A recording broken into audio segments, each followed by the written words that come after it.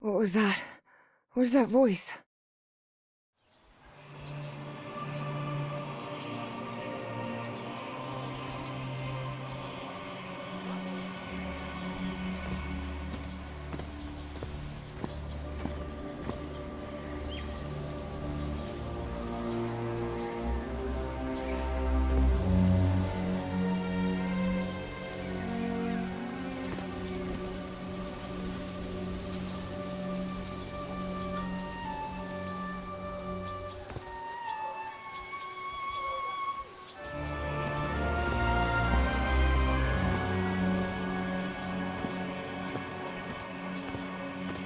This is the story of a young girl.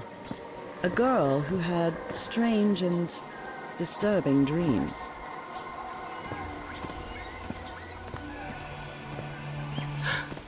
I know this place. I've been here before. This is the ancient stone city amidst the jungle.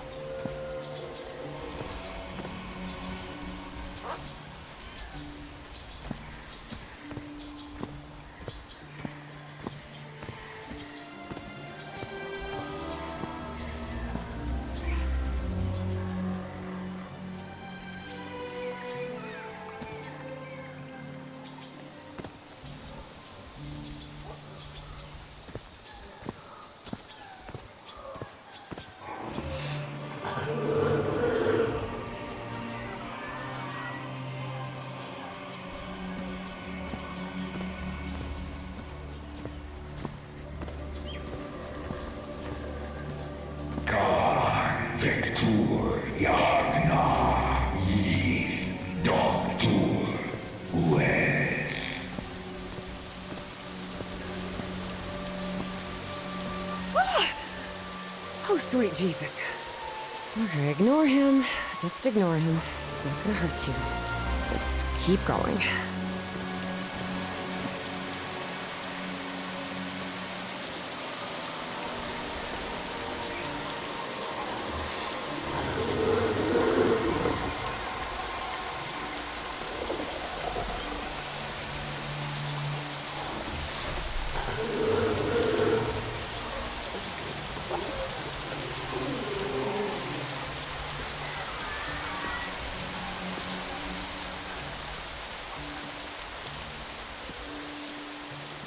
This constellation. Where am I? This is not the Earth.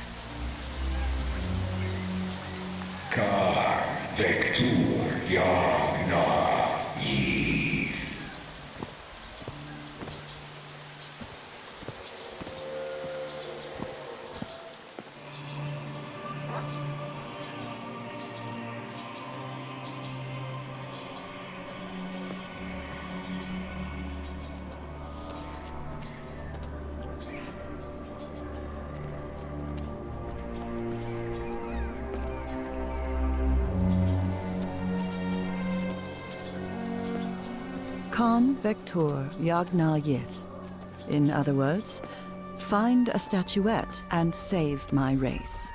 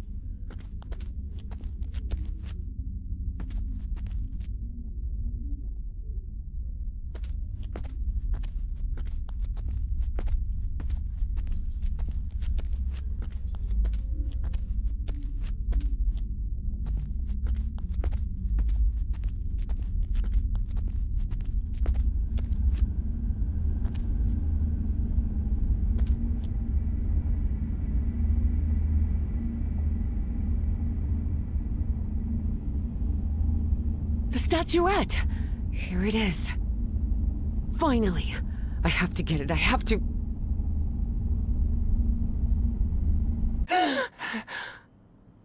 This is the story of Evie Drayton. Quick. Before I forget. Where did I put my notebook? I have to write everything down. Looking for answers was part of Evie's observant nature and analytical mind. Her recurrent dreams began shortly after a period in 1956, when she'd completely lost consciousness. Uncle Mo showed me a trick or two when I would help him in the motor shop. Tinkering with gadgets always puts me at ease. I was lucky to be accepted at Miskatonic. It was one of the first universities in Massachusetts to admit non-white students.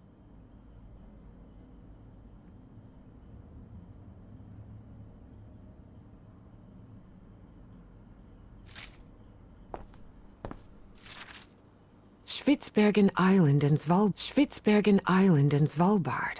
Apparently, I researched this area of the Arctic thoroughly during the time I lost consciousness. I went to see Chuck Berry at the Boston Garden a few months ago. It was a 2-hour train ride, but it was really worth it.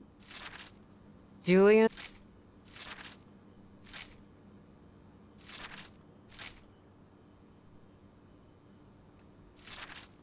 I've searched every astronomy book at the Miskatonic Library, but none of them contain any reference.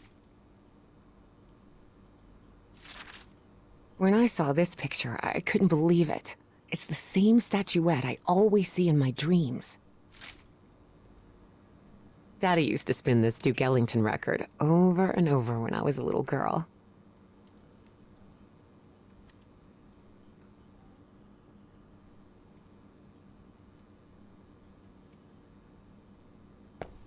Oh, here it is.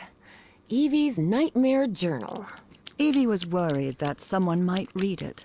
That's why she kept it locked away under that complicated padlock.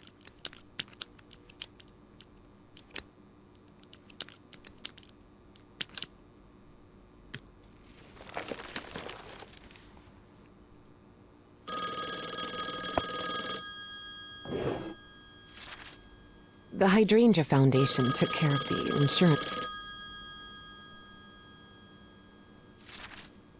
I wish Papa had never taken that job in San Francisco. It's still...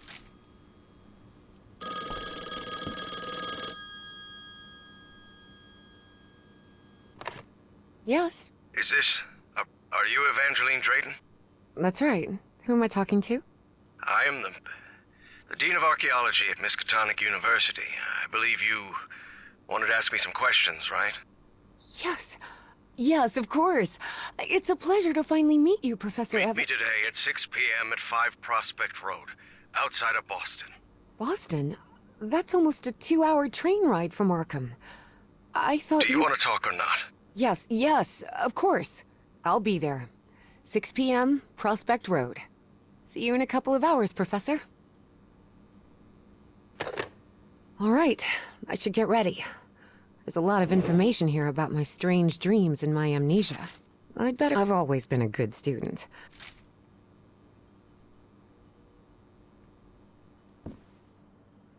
Rhythm and blues is definitely my kind of music.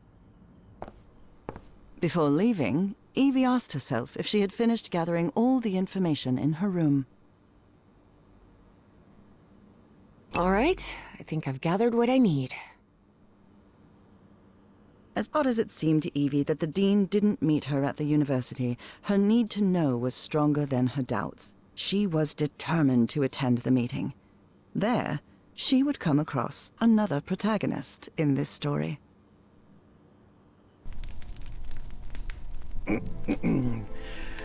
So, you have finally decided to talk to that young lady, Professor. Yes. Acknowledging responsibility for our previous mistakes is vital to moving forward. You've taken a crucial step in... Listen, there's no need for us to talk, Doctor. The only reason I let you into my house is because you insisted it was necessary to prescribe my medication. This is also the story of a sad, guilt-ridden, and lonely man. This is the story of my husband, Professor Harry Everhart. Yes, I know well enough that discussing the effectiveness of our therapy sessions with you is futile. But you need to understand that therapy is just a part of the whole treatment. Without it, I can't go and... Then ask whatever you deem necessary and let's get this over with as soon as possible. Fine. What about your position as dean at Miskatonic University? We talked some time ago about your relationship with work was somewhat obsessive. I didn't say that. You did. Well, you told me you practically lived secluded in this very home, and the only thing that drove you to leave it was your job obligations. So, how would you define that?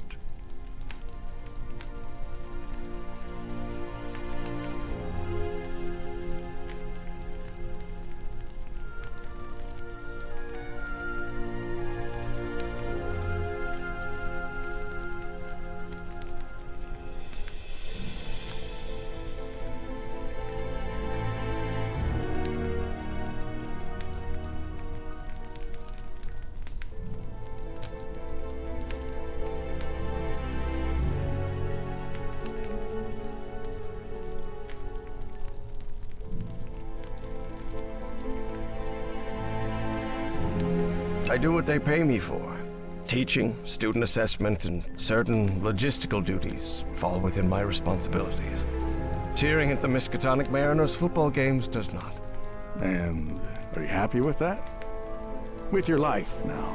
What kind of question is that? Well, I'm asking it because it sounds like you're subjecting yourself to a kind of self-punishment. I am not. Next question. There's another topic you've never wanted to delve into, Professor. Would you now be open to... You're going to do it anyway, so go ahead. Okay. What happened to your wife, Professor?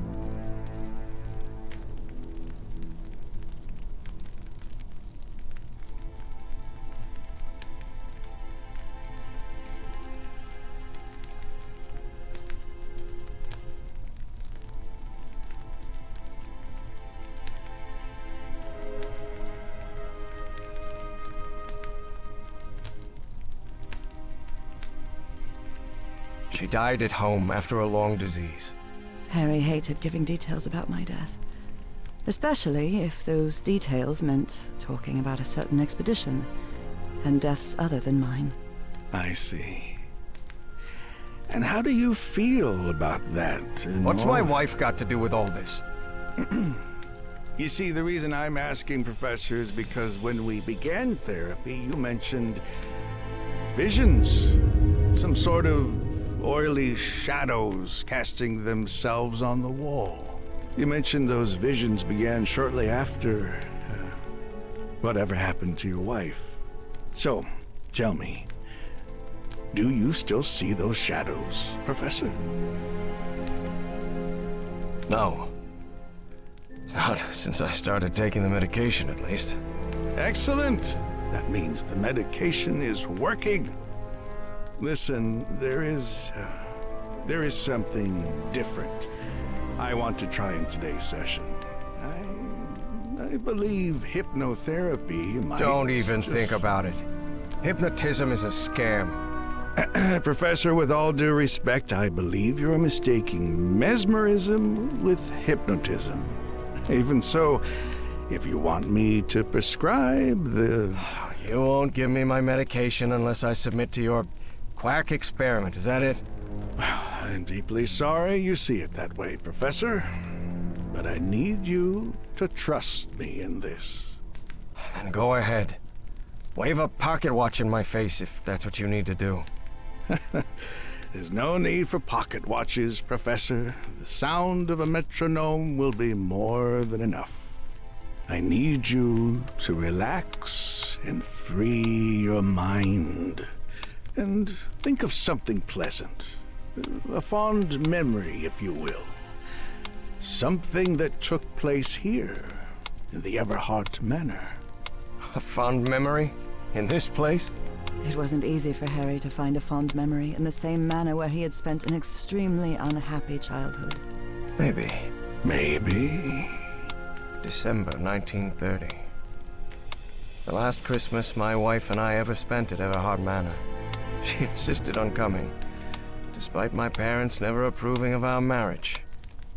But that was the kind of person she was. Interesting.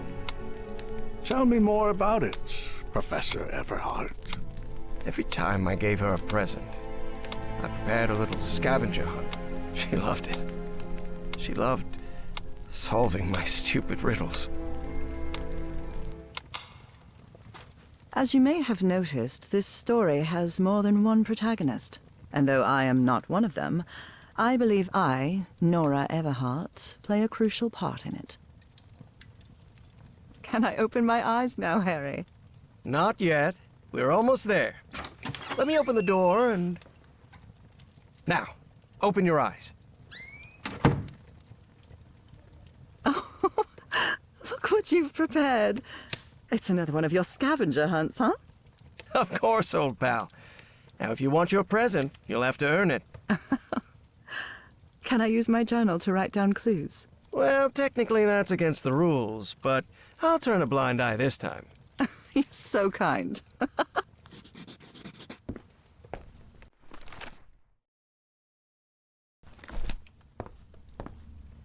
Do you remember when we slow danced to Dear Old Pal of Mine at Maddie's house? The end of the Great War Party and our first kiss. How could I forget? Oh, look at your sad little face in this photo. You know... Wait. There's something wrong in this memory. This wasn't... Ignore it. Focus on that moment. Your wife. That happy memory.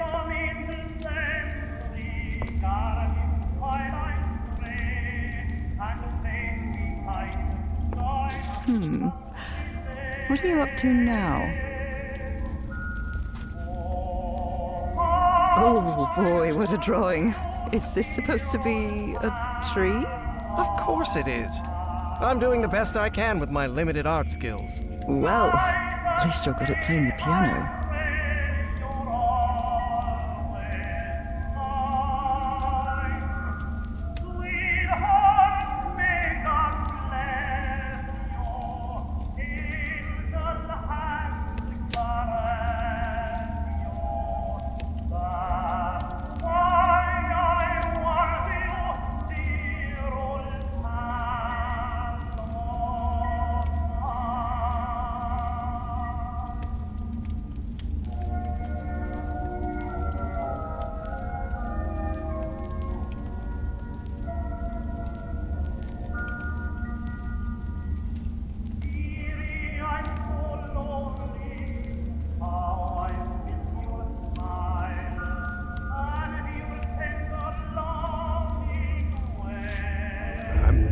I'm seeing those oily shadows in here.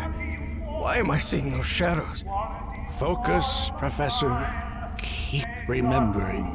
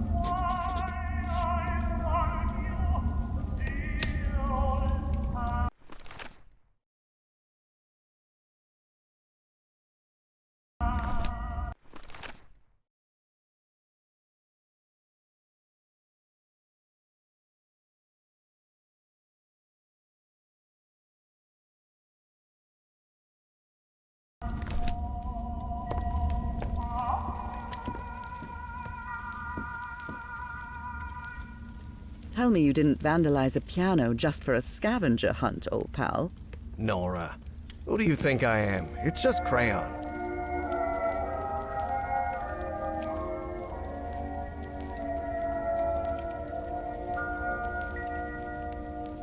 This darkness, Everhart Manor. But my house is not... Professor, don't drift off. Keep going.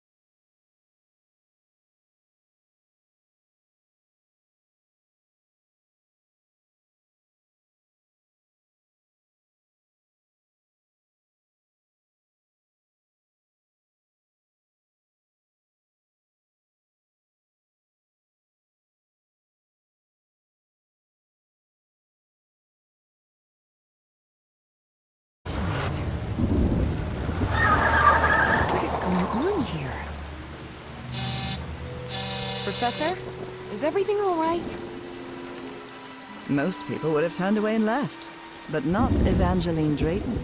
She had been waiting for months to talk with the professor. No way was she letting it slip away. So, she decided to climb over the walls of the Everhart Manor.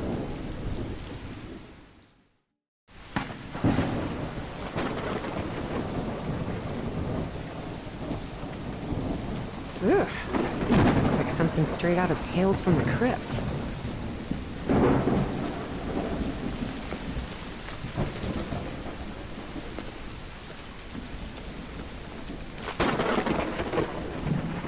Hey, that window is open.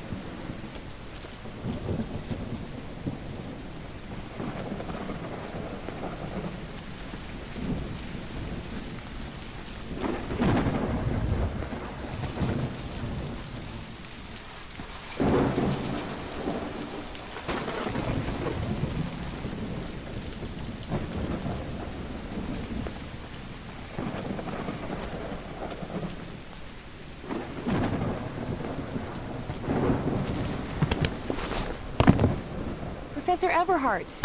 It's me, Evangeline.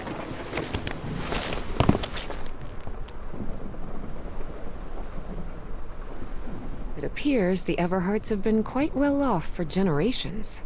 Or so they used to be. That must be Elizabeth Everhart. She looks sad.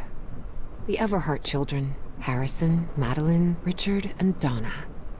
This fellow really looks like the professor, but it's not him.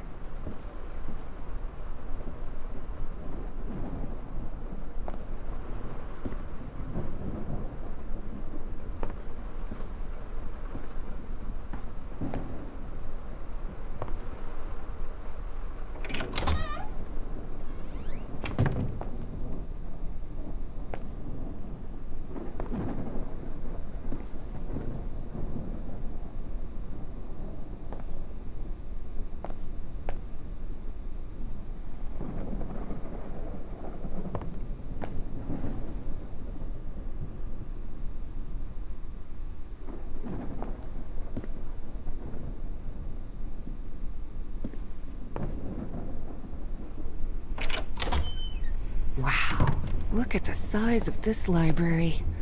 It's almost as big as Miskatonic's. Actually, it wasn't even a third the size of Miskatonic's library, but young people can be terribly impressionable at times.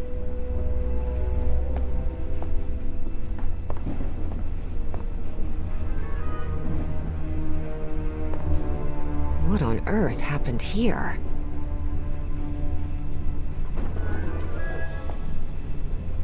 I wish this fireplace was lit. It's bone-chilling cold in here. Dyer was my applied geophysics professor.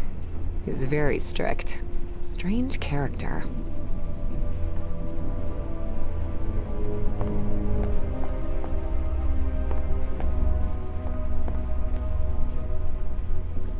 There's something oddly comforting about spinning these globes.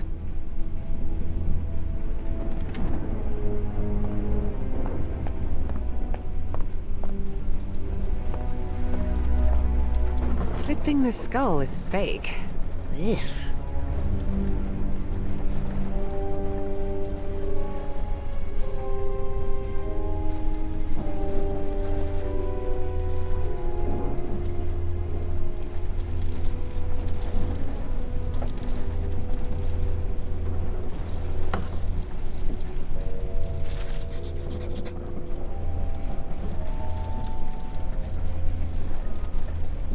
Rich people definitely had weird ways of entertaining themselves. But it wasn't mere...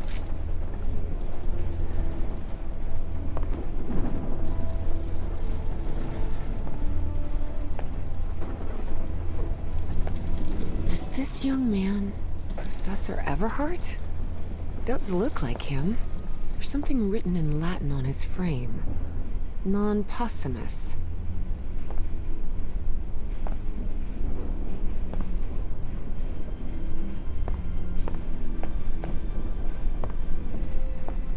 No use. It's locked.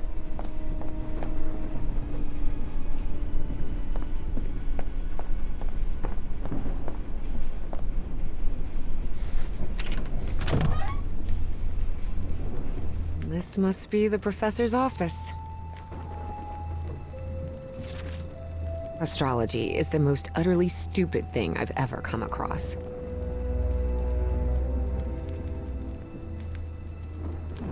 Astrology is the most utterly stupid thing I've ever... Books in different languages. Spanish, Italian, German, Latin. Looks like one is missing.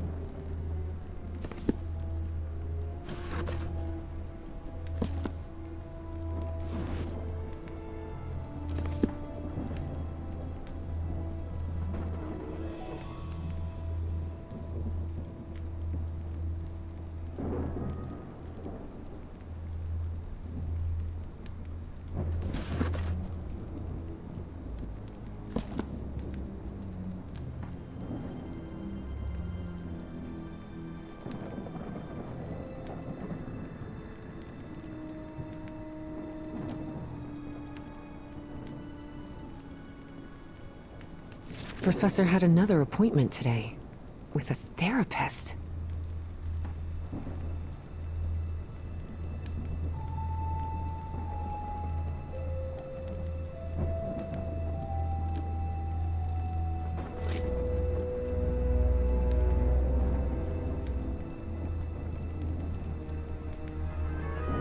Professor Everhart doesn't look so intimidating in that portrait.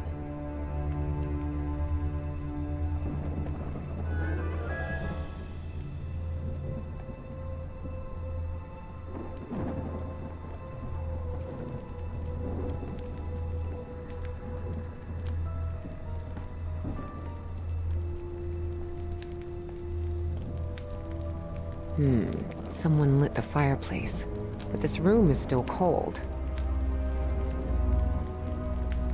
Wow, the professor served in US intelligence during the war. The greenhouse and the mausoleum.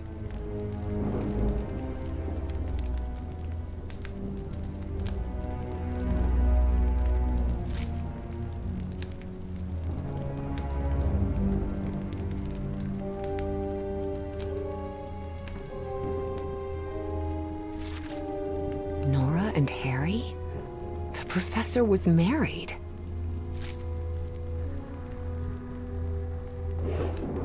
A key. I wonder what this opens.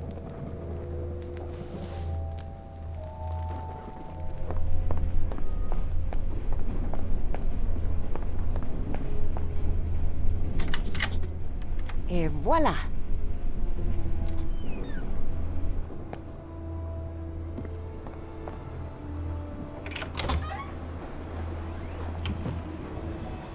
Can't see a thing in here. Better turn my flashlight on. Ah, much better.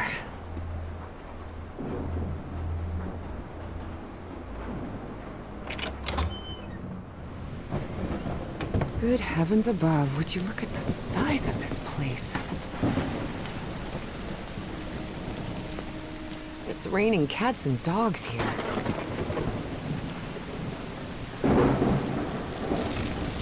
This vase-like thing with a face engraved on it can be rotated.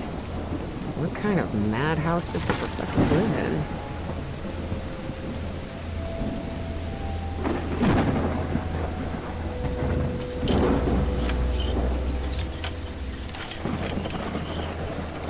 there's a symbol carved into that bucket. Is that a fish?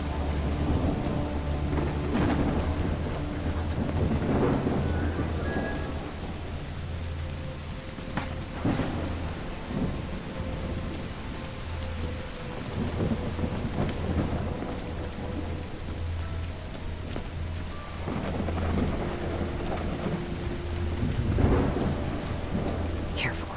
The stone staircase is slippery.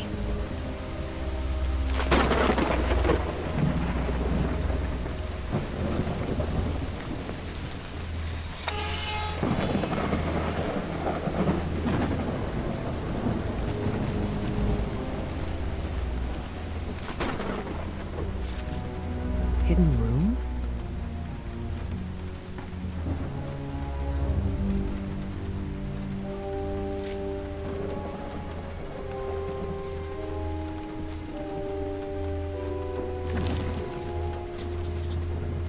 Evie's last remarkable trait was her extraordinary memory, a gift I was never blessed with. So allow me, the narrator of this tale, to be the one taking notes. For the sake of clarity, of course.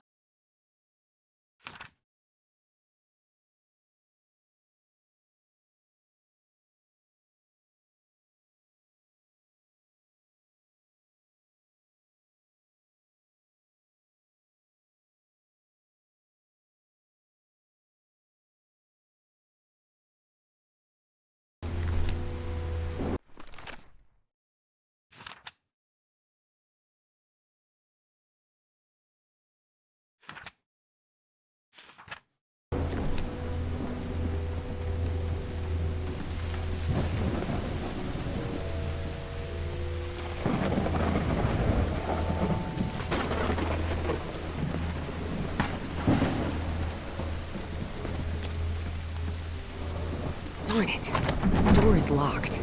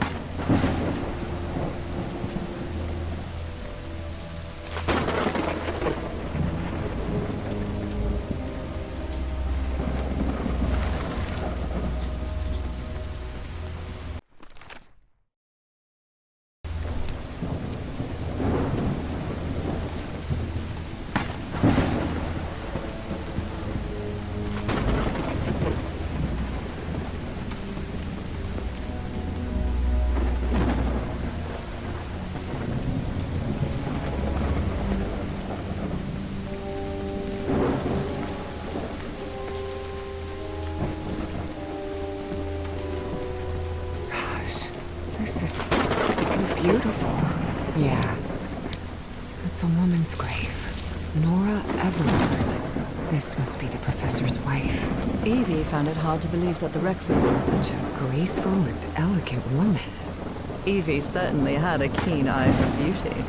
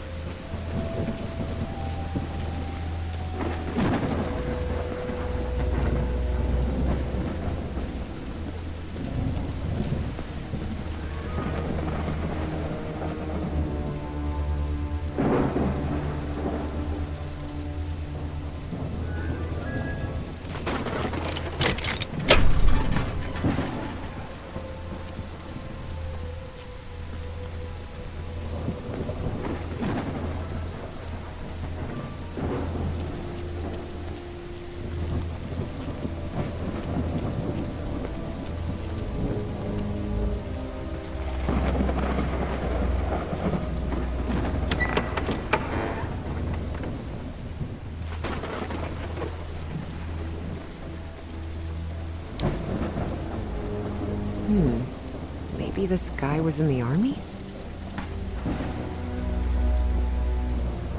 That's from the Bible. Psalm 1, verse 1. This person must have been quite devout. In loving memory of our firstborn son, John Everhard Jr. Oh dear. A dead child. This is simply heartbreaking. The inscription on the frame reads, Praeterita Mutare.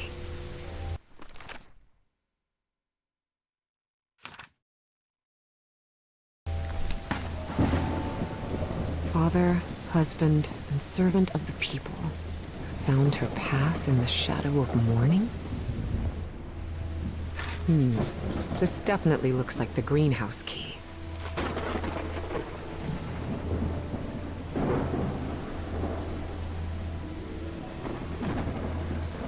Harry rarely spoke of his brother John, mostly because he had never known him. The boy had died years before Harry was born. Still, he believed that tragic incident had played a critical part in his mother's obsession with the occult. Excellent.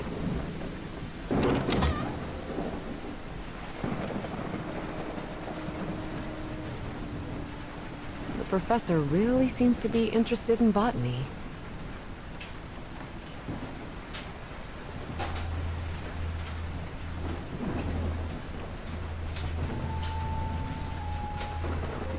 It appears to be a Spanish edition of the science fiction novel The Future Eve. I'll keep it, just in case.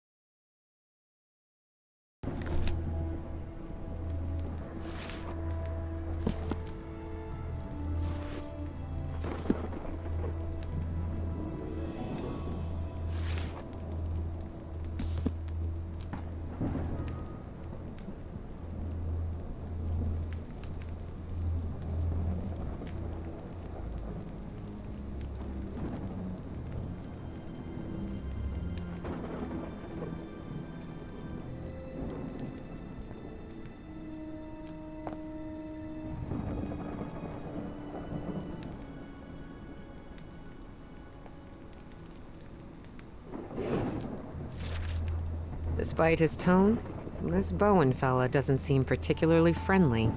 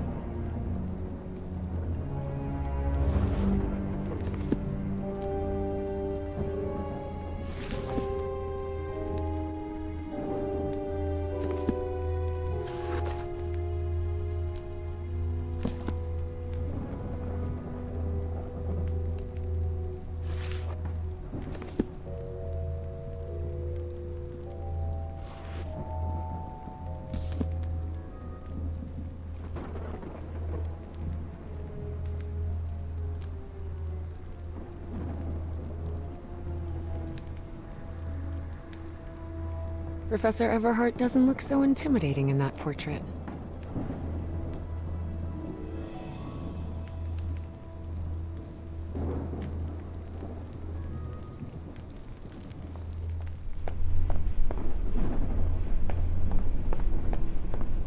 There's something oddly comforting about spinning these globes.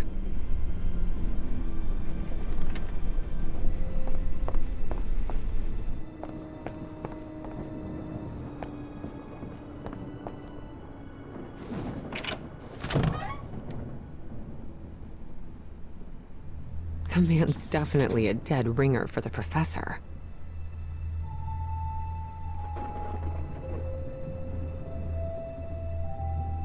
Ripped canvas. The man's definitely a dead ringer for the professor.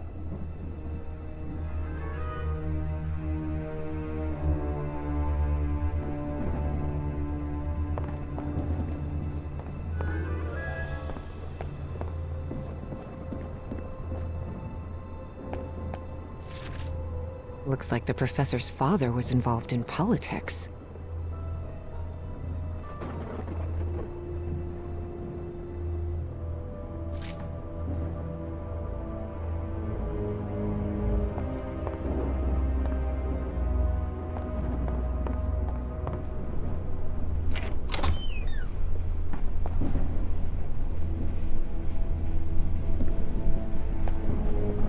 Such odd totems.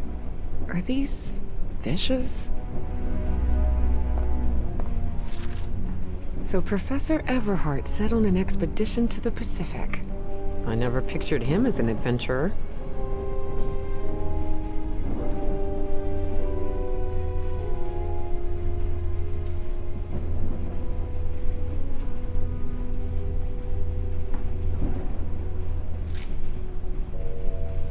That expedition must have been quite important for him. Oh, it had certainly been important to him, and to the other expedition members.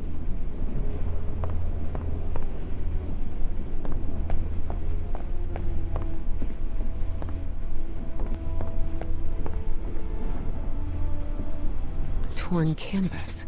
The frame reads, Sed Futura.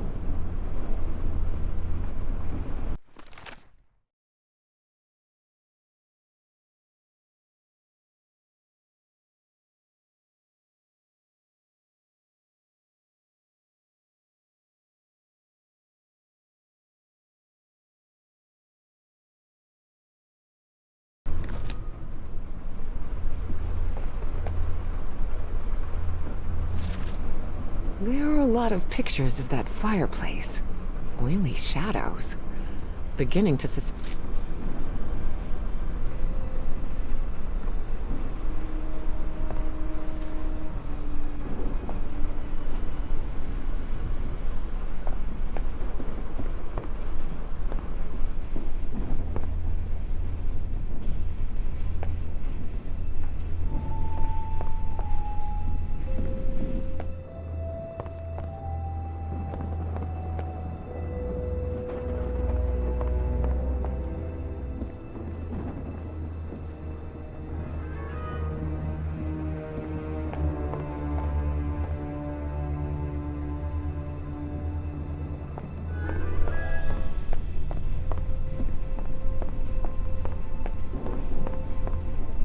Geyer was my applied geophysics professor. He was very strict. Strange character.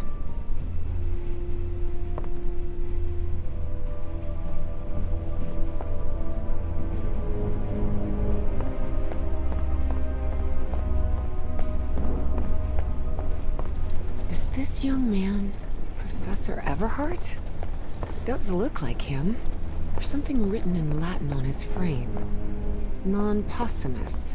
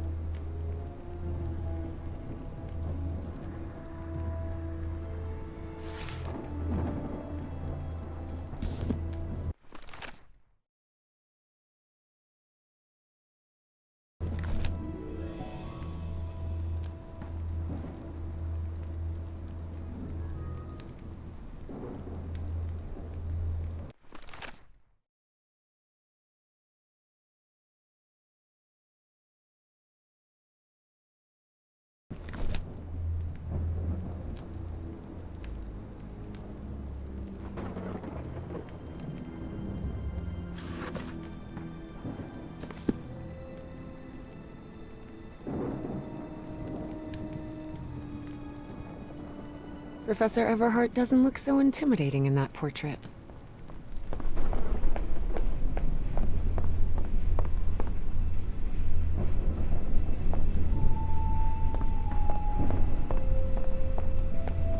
There's something oddly comforting about spinning these globes.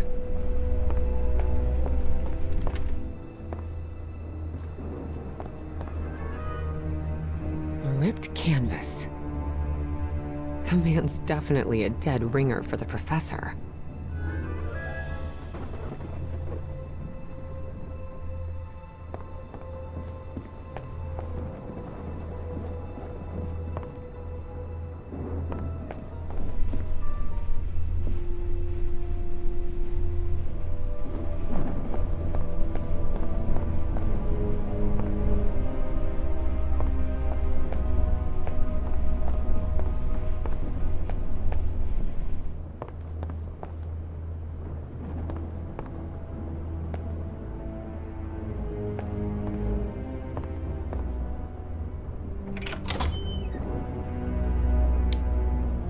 Wow, this room is really depressing.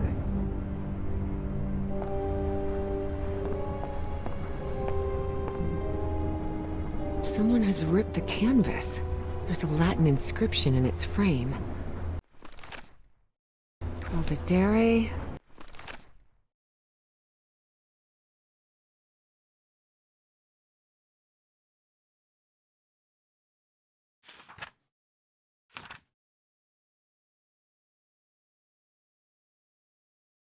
Debemus.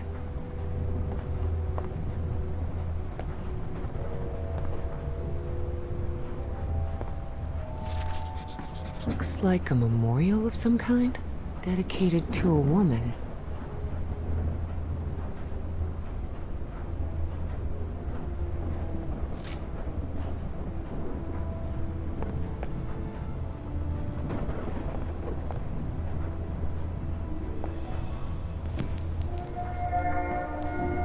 Under different circumstances, I might have found this song beautiful. But at the moment, it sends a shiver down my spine.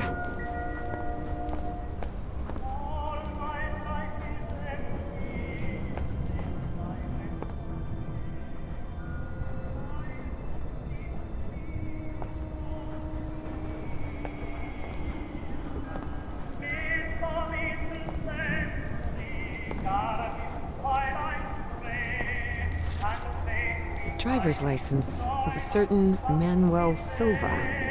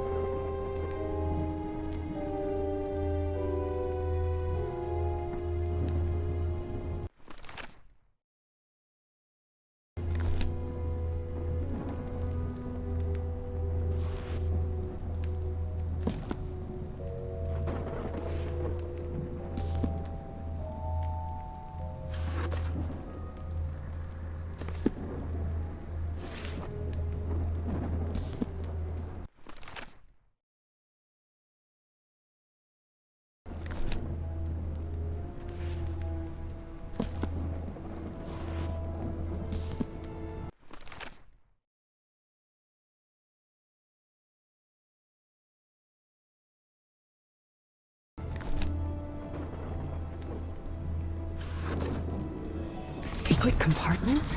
Evie had never been good with languages, least of all a dead one like Latin. Even so, she managed to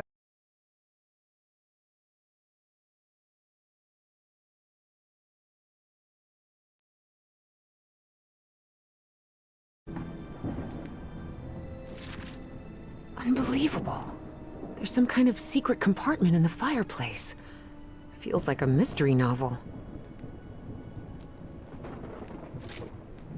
Looks like a music box of some sort.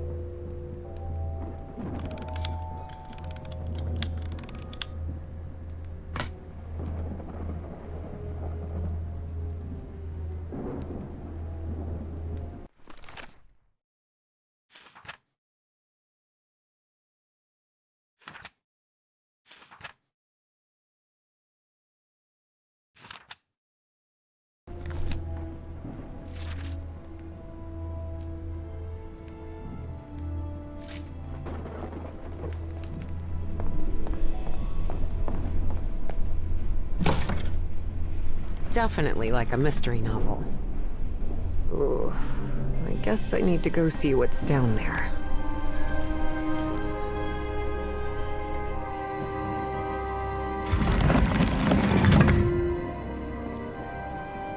Professor!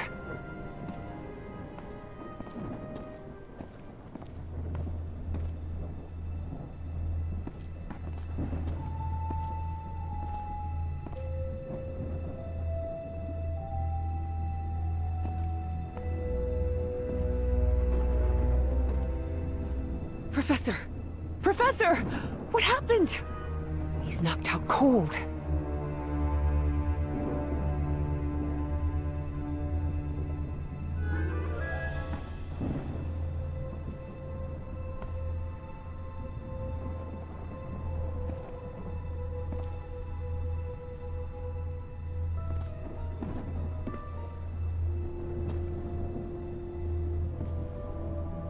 The statuette's broken.